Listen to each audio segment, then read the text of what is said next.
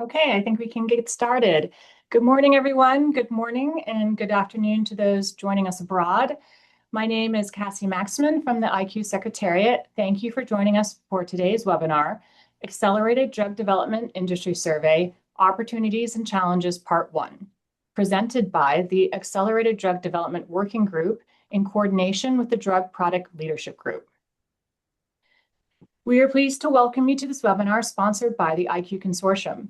The IQ Consortium was established in 2010 as a technically focused, not-for-profit organization comprised of pharmaceutical and biotechnology companies. Our vision is to advance innovative solutions to biomedical problems and enable pharmaceutical companies to bring quality medicines to patients. Our mission is to advance science and technology to augment the capability of our member companies to bring transformational solutions that benefit patients, regulators, and the R&D community. Before we introduce our moderator, a couple of housekeeping items. All attendees will remain muted. For today's panel, the chat function has also been disabled. However, you may submit questions during and after the presentation using the Q&A panel found at the bottom of your screen along your toolbar by selecting the More tab. Questions will be addressed by our presenters at the end of the presentation, time permitting.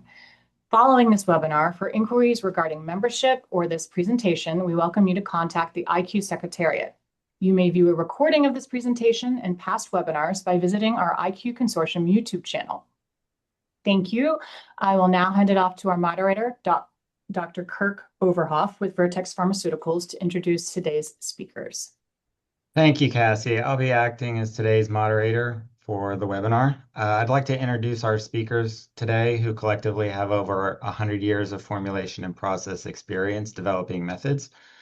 First, we have Dr. Avinash Murthy, who has 12 years of experience in the pharmaceutical industry with Roche, developing formulations and manufacturing processes for synthetic molecules, including 4 successfully launched and marketed products.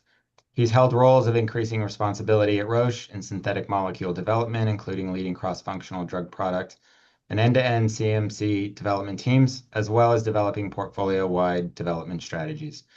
We also have Ms. Mehuli Kulkarni, who works in synthetic molecule formulation and process development as a director at Eli Lilly and Company, and brings 25 years of pharmaceutical industry experience spanning discovery through commercialization. She's passionate about simplifying complex processes through deep understanding and modeling using these tools to accelerate product development. Next, we have Mr. William Ying, who has more than 20 years of experience at BMS in drug product development, where he develops formulations for monoclonal antibodies and poorly water-soluble small molecules, leading formulation development teams and providing technical expertise across diverse small and large molecule product development programs, including acceleration development efforts. He's been a key contributor to the successful formulation of multiple BMS products. Follow that, we have Dr. Radha Vipagunta, who has more than 17 years of experience in small molecule product development at Novartis, Bausch & Lomb, Ardelyx, and Eli Lilly. Lastly, we have Dr. Howard Chen. Dr. Chen is a Senior Director of Formulation Sciences at Bluebird Medicines, a Sanofi company, with extensive experience leading pharmaceutical development programs from early development through commercialization. He specializes in formulation development, CMC strategy, and cross-functional leadership, driving innovative solutions to advance complex drug products and accelerate patient access to new therapies. They will present the formulation and manufacturing sections from the general commentary white paper within the 113th volume of the Journal of Pharmaceutical Sciences, entitled Strategies for Accelerated Drug Development, an Industry Perspective based on an IQ Consortium survey of CMC considerations, where Dr. Murthy, Kulkarni, and Mr. Ying are co-authors. With that, I'll hand it over to Dr. Murthy. Thanks, Kirk, and thanks everyone for attending the webinar. I'll give a brief introduction and then we'll go through the part of the selected results of the webinar or of the white paper that Kirk has mentioned throughout the group. So first, just wanted to give a brief overview of the Accelerated Development Working Group and why we're here. We were founded in 2021 in the shadow of the COVID pandemic. where we realized that as a whole, the industry faces challenges to accelerate drug development. And to basically address those shortcomings, we wanted to form this group to figure out how to accelerate drug development for breakthrough therapies through, let's say, industry benchmarking and understanding our collective best practices.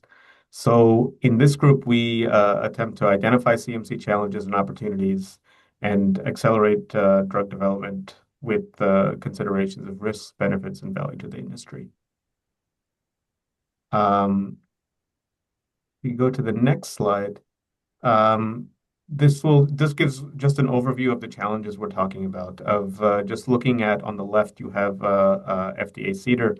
On the right, you have EMA prime requests versus granted requests. And you can see in both of these graphs that the blue bars represent the requests that are received by the respective agency, and the green bar represents the designations that were granted. So you can see the grant rate is around 40, a little over 40% for the FDA, but only around a quarter for EMA. So what this shows is there's clearly work to do from an industry perspective to try to, let's say, accelerate drug development in conjunction with the regulatory authorities.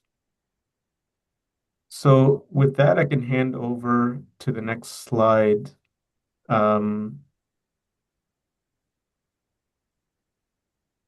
And I can hand over then to Mehuli, who can take you through a bit more detail of the introduction.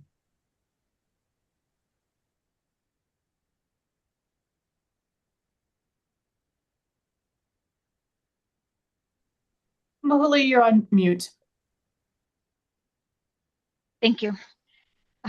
Thank you, Avinash. Before we dive into survey outcomes, I would like to briefly touch on the key accelerated tracks offered globally. FDA offers fast track, breakthrough therapy designation, accelerated approval, priority review designation, orphan drug indication, and unmet designation for regenerative medicines. EU has introduced Prime, and Japan has the most granular landscape of accelerated program. Of all those programs, SAKIGAK is catch-it-all. Unlike US, which requires sponsor to file individually for breakthrough, accelerated, etc., SAKIGAK is one official program that combines priority consultation, accelerated review, and close agency interactions under one designation.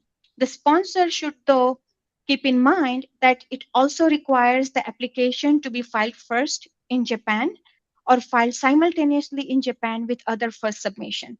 In addition to those programs, China and UK also have introduced accelerated programs.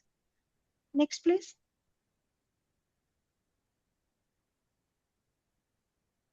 This slide shows the key requirements and benefits of those accelerated programs. A common theme of the requirements for the various accelerated designation is the therapy is targeted at serious conditions that affect survival or day-to-day functions and addresses unmet medical need. Fast track, breakthrough, and accelerated, as well as prime, accepts early clinical evidence or surrogate evidence, provides extensive guidance during the development with frequent interactions. Fast track allows rolling submission. Priority, RMAT, and SAKIGAK offers 6 months review versus traditional 9 months or 12 months. Similarly, Prime offers 150-day review as traditional up to 210 days. Next year. The benefits of this accelerated program to CMNC is frequent regulatory interactions, rolling reviews, potential abbreviated stability package, and validation flexibility with post-approval commitments. However, the CMNC challenges of these programs is need for robust early data package, strategic formulation and process development planning aligned with clinical plans, and alignment of drug substance and drug product manufacturing timelines to meet expedited program requirements. The overall benefit is also the eligibility for faster approval pathways. Next, please.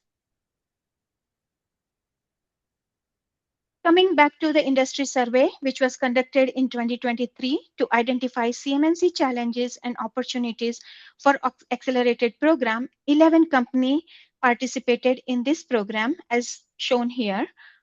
Next, please. The survey had 72 questions and we received 32 responses. The survey was split into 6 categories. Of those 6 categories, today we will focus on 2, general information and formulation development and manufacturing. We promise to bring the learning from the rest of the categories in upcoming webinars. So first, focusing on general information category, the survey asked the questions related to the type of programs, indications, and modalities for which the accelerated programs were requested and the phase when these programs were requested. Under formulation development and manufacturing, the survey asked the question related to the level of process and formulation optimization achieved at each stage of the development, the bridging requirement if the formulation or the process were not optimum at the pivotal stage, timing of transfer of the process from R&D to commercial site, the challenges faced of the accelerated programs, and the validation strategy used for accelerated programs. Next, please. Related to general information, the survey indicated that 44% of the accelerated programs were granted to oncology assets, followed by 28% to rare disease and rare or orphan disease, 13% to neurological and reversal agent, 9% to infectious disease, and 3% each for immunology and COVID-19. This outcome aligns with the key requirement of the accelerated program.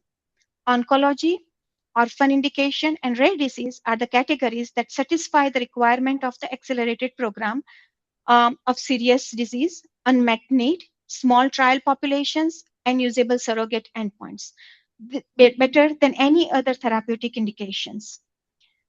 Related to modalities, the survey indicated that 59% of the accelerated approvals were granted to the small molecules, followed by 16% to biologics, such as antibodies, 9% each to oligos and antibody drug conjugates, and 6% to vaccines. Review of oncology assets approved by FDA in 2024 and 2025, which captured the largest chunk of accelerated designation, suggested that the split in modalities align with the split in oncology approvals, which is 68 and 69% in 2024 and 2025 respectively, for small molecules, and 32 and 31% for biologics in 24 and 25. The survey also asked the question regarding the timing. So 38% responders submitted their applications for accelerated approval in phase 1B and 41% in phase 2 and phase 3. The expedited programs were granted within 1 to 6 months of the application. Now I'll hand it off to William to cover the formulation.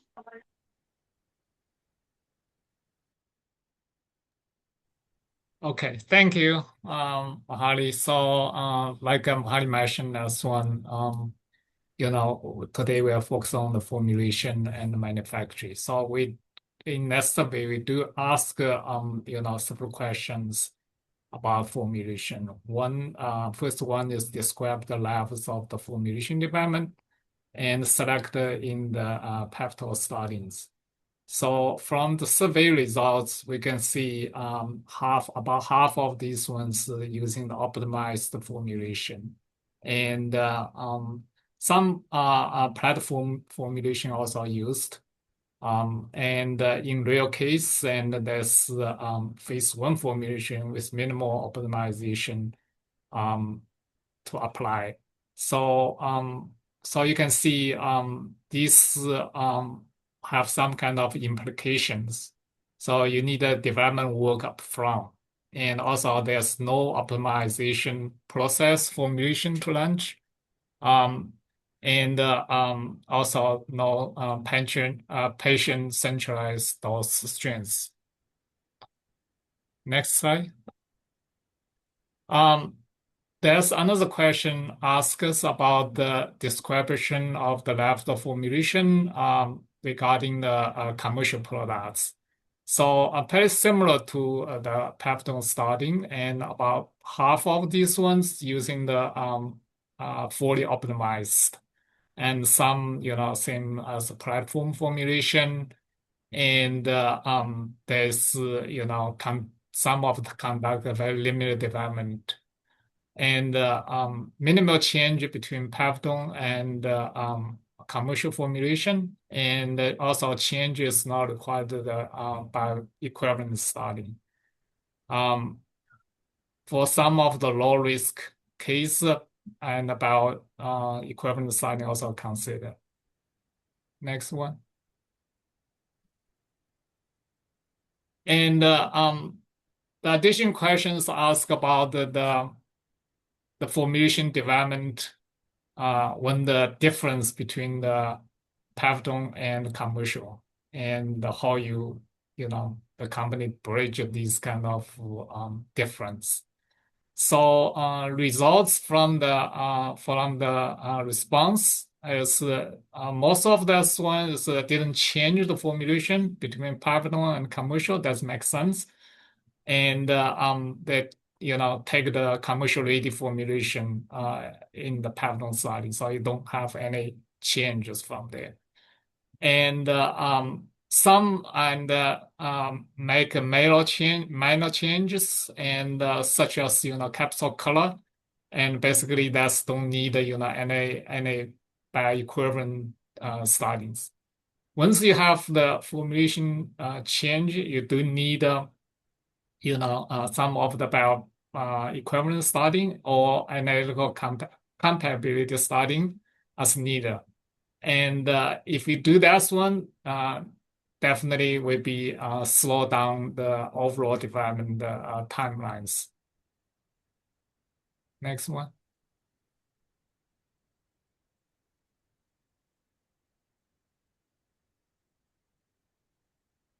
So for the commercial, launch, the initial commercial products imaging is most of this for small molecules tablets, and also capsule.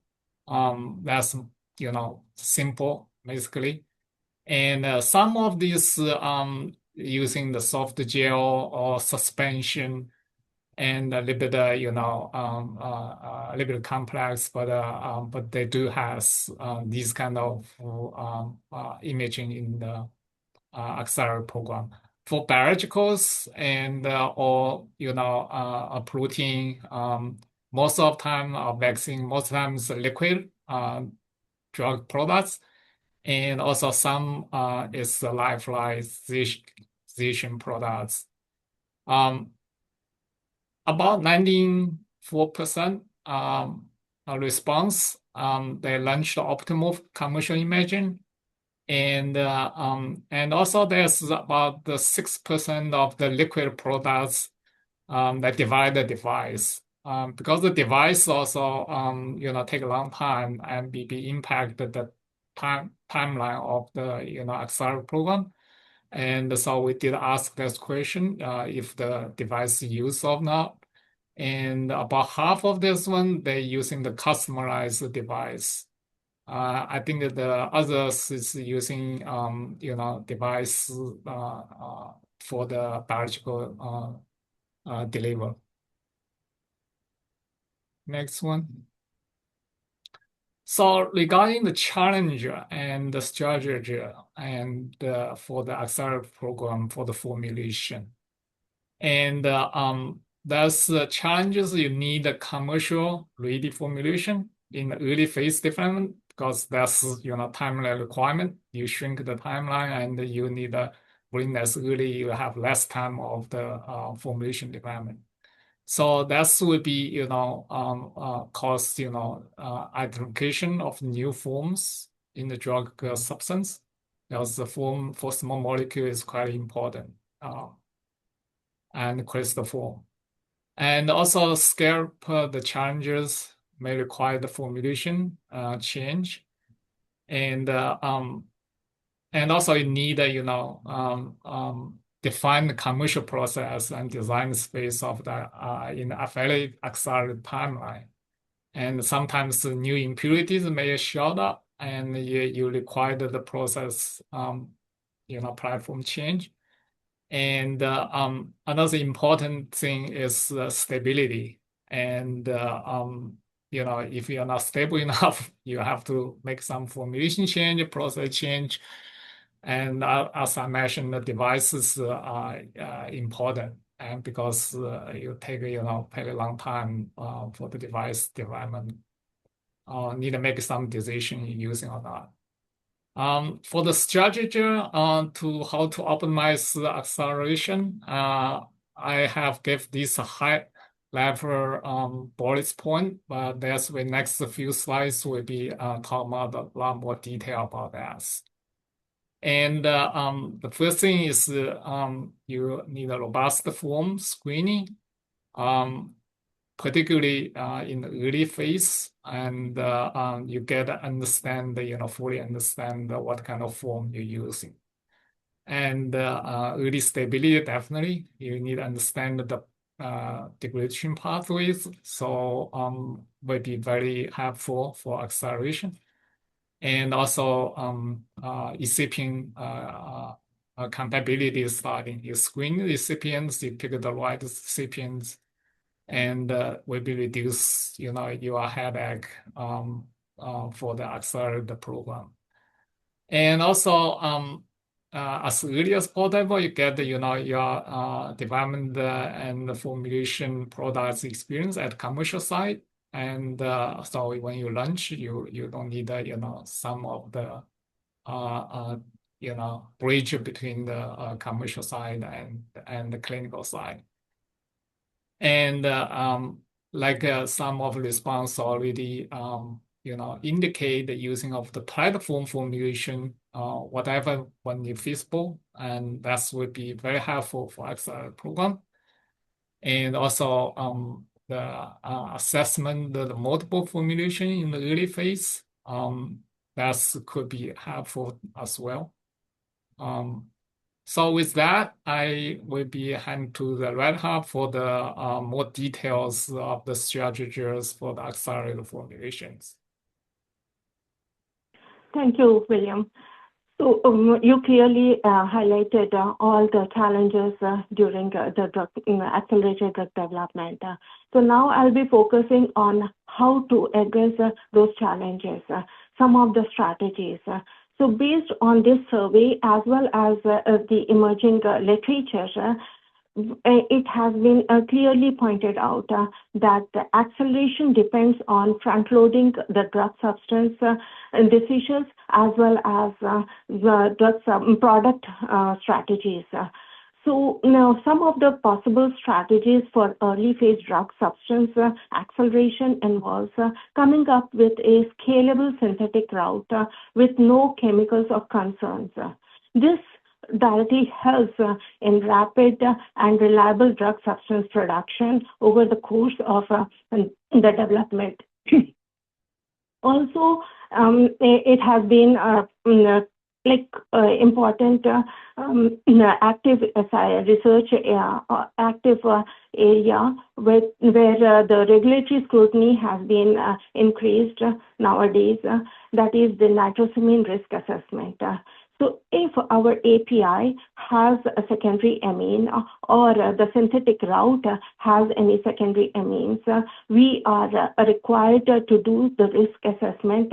And if we can identify a pathway where the nitrosamine formation is going to be is possible, then we need to come up with a control strategy early on. And since we are still in the early phase development, we can implement some of the strategies like changing the drug chemistry or process chemistry, or later on in the drug product formulation development, we can introduce scavengers or low nitrite grade MCCs.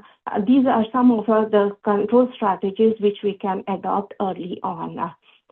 The other strategy involves critical quality attributes, defining it very clearly early on for the drug substance and linking it directly to the drug product performance. So some of the characteristics of the drug substance, such as current purity, particle size distribution, forms, and salt, these are known to have direct impact on the drug product performance.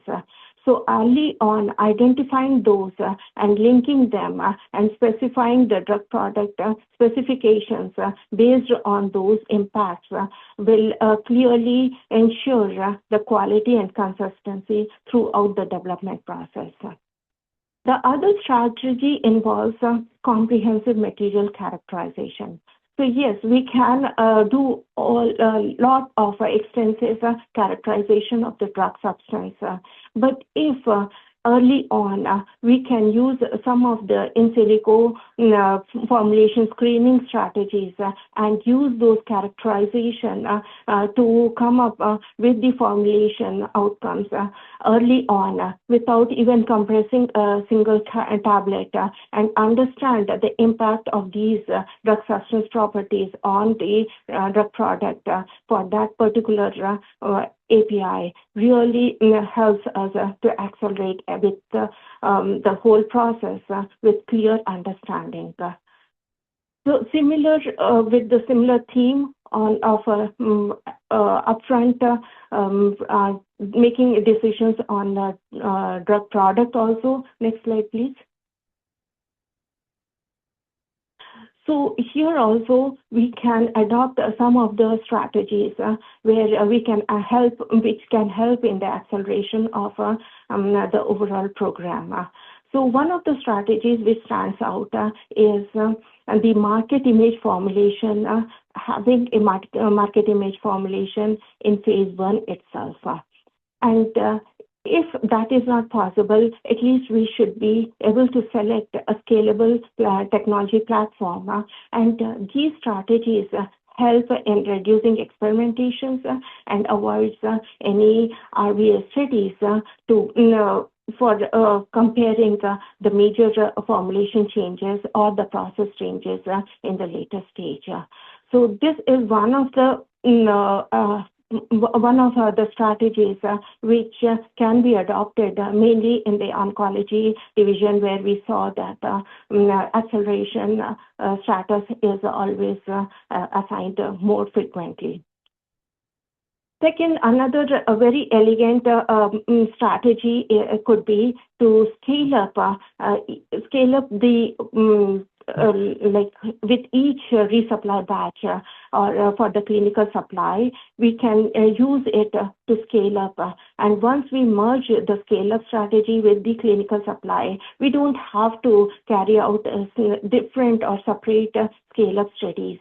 This itself, with each batch, if we are increasing the batch size, we will be able to understand the challenges involved in the scale-up, and we can use them to when we are actually scaling up and using it for the validation later on. Other strategy which we can utilize is stability modeling tools, such as ASAP studies. So with these modeling tools, it helps in predicting shelf life, even with very limited data, like 2 to 3 pull points at accelerated conditions. We can predict the shelf life, and it can help supporting faster regulatory submissions. Nowadays, FDA is accepting the ASAP studies. So with these accelerated strategies, we can do it separately for drug substance or drug product alone, but it will be ideal. Next slide, please.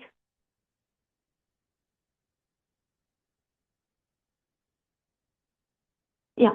So if we can integrate both the drug substance and drug product development strategies together, like doing a joint risk assessment for both drug substance and variability and its impact on the drug product performance early on, enables us to proactively resolve many of the issues which we can think of coming up during later stages. Also, because as Mehuli had shown, that these accelerated development programs, they have the benefit of getting more frequent regulatory communications, discussions like type B meetings we can assign. And during that, not only the clinical study strategies we can adopt, but we can also discuss about the drug substance, drug product, CMC related questions and align with the regulatory agencies early on so that with that alignment, we can minimize approval delays. So these are some of the strategies which we have adopted, and the industry overall has adopted to come up with drug substance and drug product strategies for early development. But still, we need to scale it up, validate it, and launch it. So I would like to hand it over to Avinash to walk us through the challenges faced in the manufacturing section. Thanks, Radha. And here I will go through some of the survey results we had on the manufacturing part. So the first question was related to the timing, essentially, of the transfer from your clinical or R&D site to the commercial site for validation purposes. So here we saw that for accelerated programs, that the process transfer occurs a bit earlier than in your so-called traditional programs. And here the majority of times that transfer began prior to the pivotal study or at the pivotal study to support the expedited submissions. There were some modality-dependent characteristics that we could tease out here. So, for example, on the biologics side, the transfer happened typically earlier than for your small molecules, reflecting the increased complexity and validation requirements. Here, overall, you have an early transfer or earlier transfer to the commercial site, which increases to some extent the development risk. You have less time to develop, but it enables the readiness of the manufacturing process for an accelerated submission and approval. Next slide, please. When we talk about let's say the validation of sterile and biological multi-component products specifically, here we found that the validation strategies here were modality specific. However, there was a sort of desire to limit the traditional sequential validation approach for these multi-component processes. So here, the strategy for acceleration was seen to decouple the PPQ process, which enables the acceleration for complex biologics, and to leverage sort of the platform knowledge and to mitigate the validation risks. So here, in addition, alignment with regulatory authorities was critical to have this accepted. Next slide, please. So then we decided to dive into which type of batch essentially was used for the commercial launch of the product. And here, primarily what we found was the PPQ batch or other designated commercial batches were used, where engineering batches were rarely used for launch. So here, there was a desire to have a minimal post-approval validation commitment and to develop a strategy that really was accepted by a wide variety of health authorities. So, for example, FDA, EMA, PMDA. Next slide, please. So Then we asked the question of how, let's say, how companies or how industry is using sort of certain regulatory strategies. So, for example, a post-approval change management plan. And here we found approximately a third of the respondents used this option to file a protocol. Um, Majority of them being the synthetic molecule or small molecule respondents. Um, and the reason they did this for was for multiple purposes. So, for example, for adding a drug substance manufacturing site or a second dose strength, for model maintenance on your process analytical technologies, NIR model maintenance, and of course, shelf life extension for both the drug substance and the drug product. Next slide, please. So overall, for the on the manufacturing side, we identified a few of the challenges that were reported by the industry. So basically, analytical readiness was flagged as one of these challenges. So to have your analytical methods developed and validated to support the manufacturing process. There were technical challenges, of course, when you're accelerating the program, you have the risk that the technical process wasn't ready to enable an early transfer to the commercial site. Um, in addition, one issue that was flagged was supply chain issues. For example, the length of the supply chain for small molecule starting materials, for example, or how long it takes to obtain the appropriate filters and resins for large molecules. So your supply chain really had to be in place in order to enable acceleration. Overall, on the manufacturing end, there were several strategies that showed up over and over again to potentially optimize the acceleration of products. So, first of all, to have the formulation finalized, so the formulation that you want to market finalized ahead of the transfer to commercial site. Um, Secondly, to select that commercial site and to set up your supply chain as early as possible, given the challenges we mentioned above with regard to raw materials and sourcing. It's critical to identify both your commercial site and sort of supply chain as early as you can. Specifically for ADC products, decoupling the PPQ. So instead of having the sequential PPQ, having that decoupled PPQ strategy can accelerate development. And in general, utilizing all the prior knowledge, all the platform knowledge that's been sort of obtained by the industry and to use when possible in silico modeling. This can really accelerate development on this end. Next slide, please. So now that we've talked a little bit about both the formulation and the manufacturing side in terms of what we found, these are some, let's say, suggestions we put together or opportunities we put together that we can accelerate development with. So the first step would be sort of, or our first suggestion would be an investment in accurate and predictive modeling approaches, especially to support formulation development. While this could sort of take some time in terms of learning how to use the models properly, in terms of model validation, these models can allow for, let's say, simpler or reduced experimental designs. They can sort of reduce the material needs for any given study and therefore be able to accelerate the formulation development.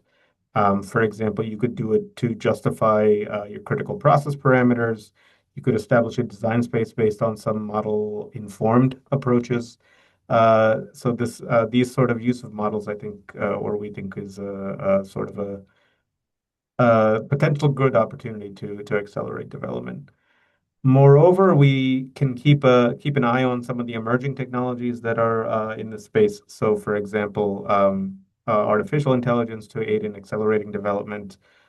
Here, we would also plug a similar working group in IQ, the AI machine learning working group, which has been formed recently. So here, I think we can work in close collaboration to identify potential opportunities for development. Um, Next slide, please. So then with that, I think I'll hand over to Kirk to sum up and to head over to Q&A. Thank you, Avinash. We have about 20 minutes for questions. So if you have a question, please add it to the Q&A section and we'll address them as they come in. The first question, I think for maybe Avinash, what does decoupling PPQ mean in slide 27? So I think in particular we were talking about here, for example, ADC's product, where you can, instead of having a sequential PPQ, you can validate sort of in parallel your mAb part and your linker payload part, and then sort of reduce the amount of time you have to do for 3 sequential batches by parallelizing that activity. So maybe I can add a little bit more to Avinash's answer. So I think during our survey and the analysis afterwards, we found that this is mostly related to antibody conjugated drug, like Avinash just mentioned, because ADCs contains multiple components, the antibody, the linker, and then the small molecule drug. So if one needs to do a sequential PPQ, that takes quite a long time, So in the spirit of accelerated drug development, I think agencies are allowed to, the companies or the sponsor to do a decoupling PPQ, which means, they can perform the PPQ on the drug product by using representative drug substance materials, so to remove that, I think that hurdle. But from our survey, for more traditional modalities such as small molecules, people usually or tend to choose, the sequential PPQ. So this is more, just to reiterate again, it's more related to ADCs. The next question is, do we have any idea how much platform knowledge is used across accelerated products?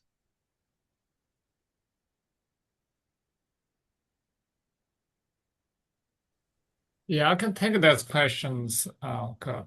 So for the platform formulation, in the survey, we see most of the platform used for the biologicals. And that makes sense. Small molecule, they do using some, but its report is not many. So for biologicals, you have, basically you have the set up the same excipient, same buffer system, all these antioxidant things like that. So you probably apply for multiple of the products, and so when the accelerator program coming, you maybe the formulation is already, and you are push that formulation more quickly into the the space of accelerator process. I can add to that for the synthetic molecules. So as William said, the platform formulation is mostly used for the biologics, but the platform knowledge is extensively used for accelerated or not, but for the accelerated drug development to target the development design, to target the design space and develop the models, which can then define the design space. So platform knowledge is necessary and extensively used for the accelerated development. Yeah, so like there are certain cases like roller compaction or other dry granulation or wet granulation. We have extensive knowledge what are the excipients which will help. So if the drug substance indicates that we have to go through that platform with, then it will be easier to adopt to that technology platform, and we can justify to the regulatory agencies that we can, whether we can skip the BE studies if needed based on our previous experience. So that way it helps in accelerating the program. Thank you. Is there any insight into the stability modeling tools acceptance outside of the US?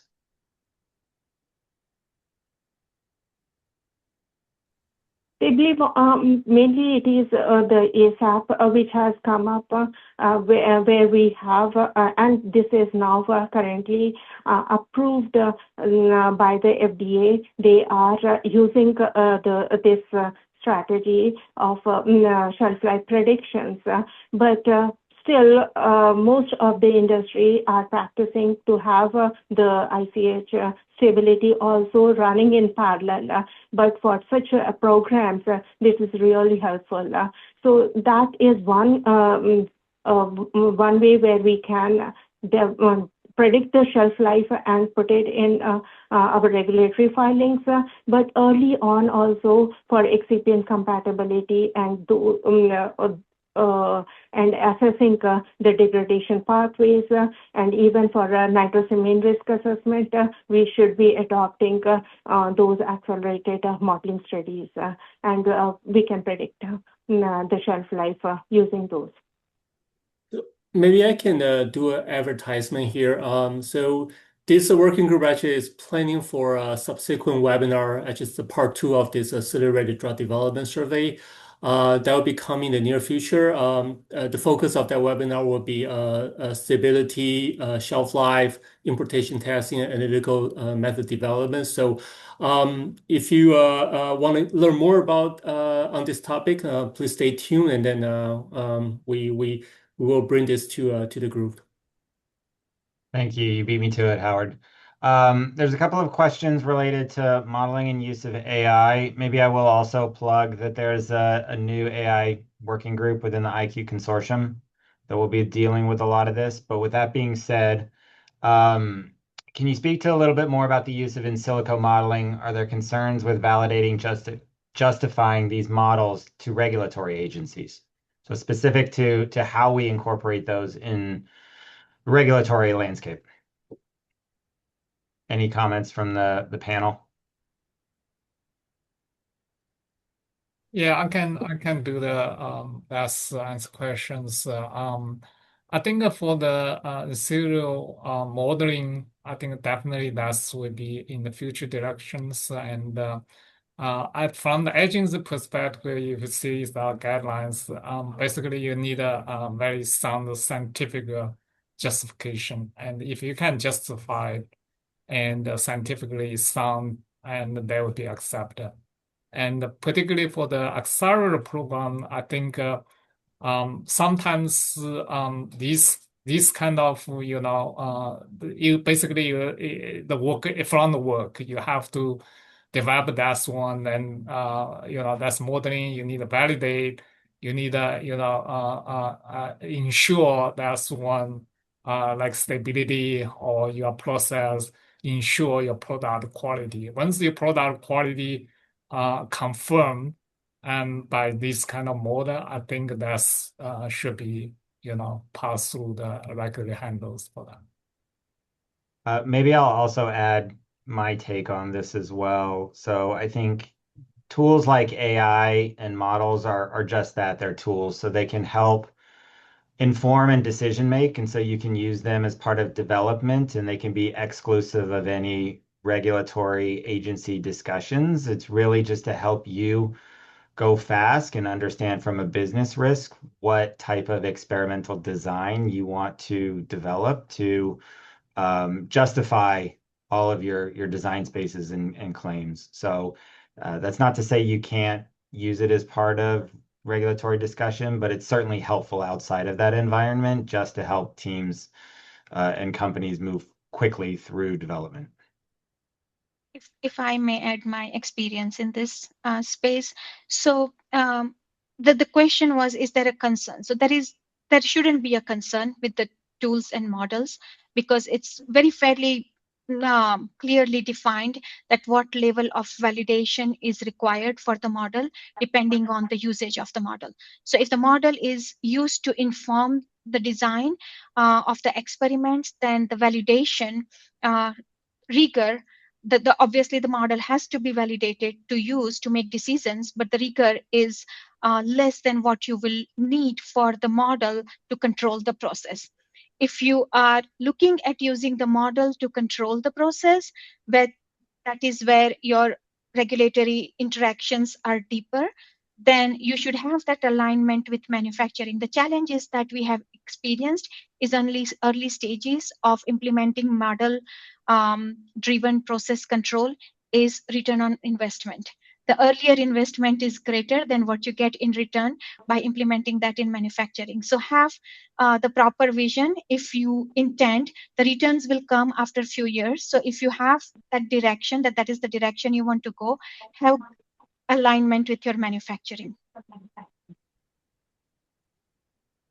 There's a couple more questions related to PPQ, so I'll pick just one of them. In the case of drug product PPQ originating from a non-PPQ drug substance antibody intermediate, can this drug product PPQ be used for commercial distribution? I guess getting back to Howard's answer earlier. Yeah, sure. I can take on this one. So, I think the question is, for a drug product PPQ batch, can it be used for commercial distribution?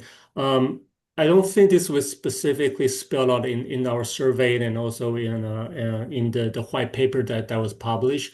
But my personal take is yes, because by definition, PPQ batch is soluble commercial batches.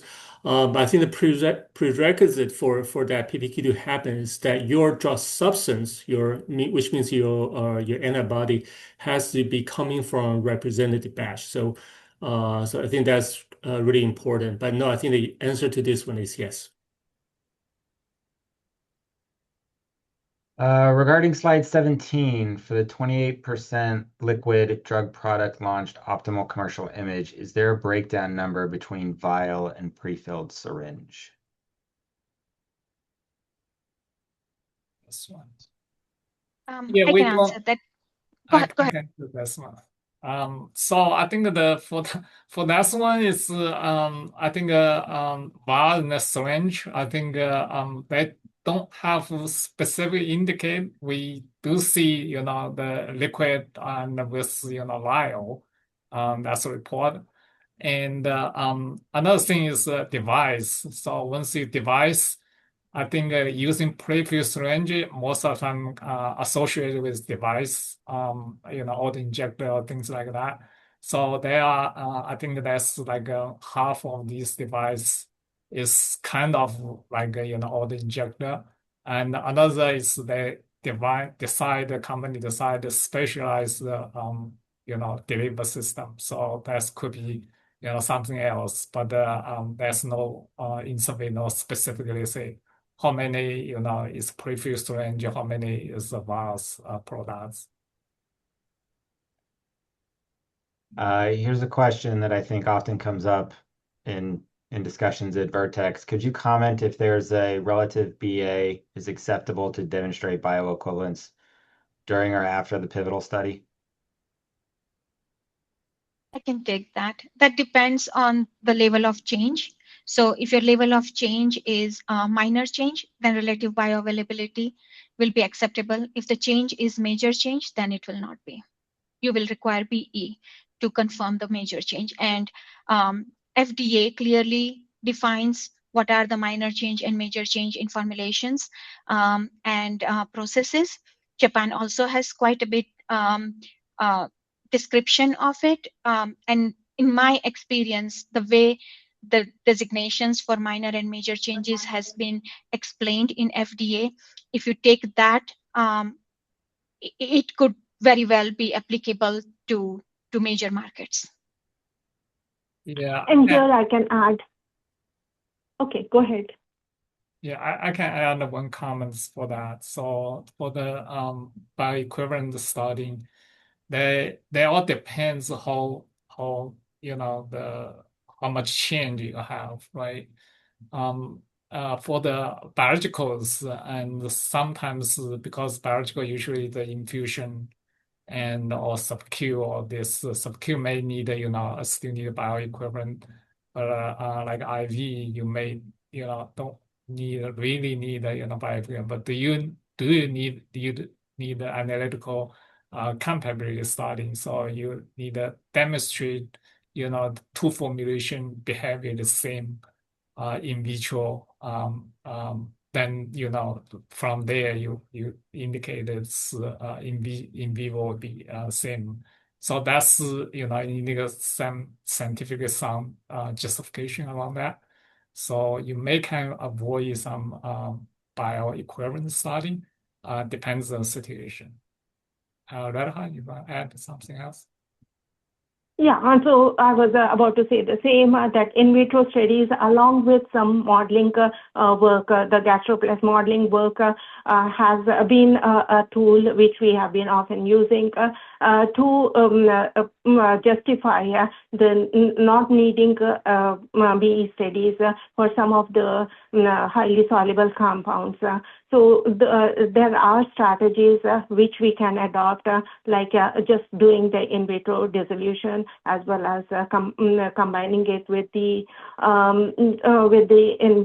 like modeling studies, and that whole data package helps in justifying the not needing BE studies, which can help acceleration.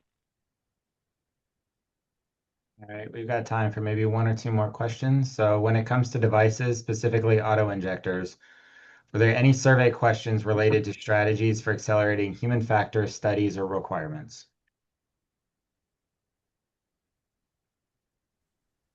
I can take this one.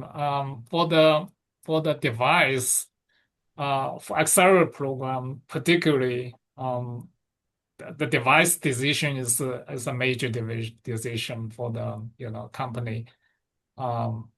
Unless you have like a platform ready kind of device as well, you maybe can be accelerated. And for the auto injector, I think that's if the program is really accelerated.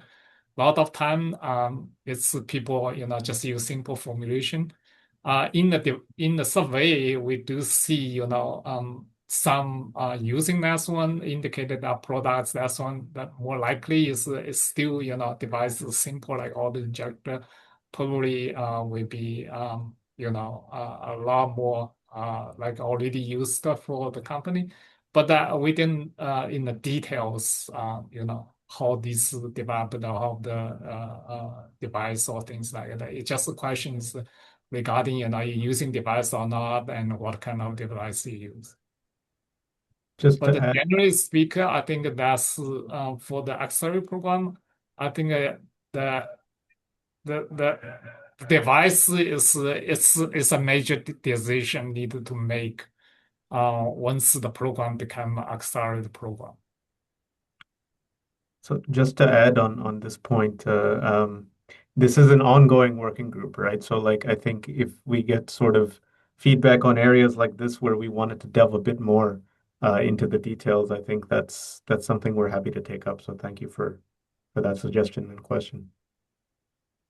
So with that, we'll close out the webinar. I want to thank the speakers for presenting today and thank the audience for all of your wonderful questions. And with that, have a great rest of the day.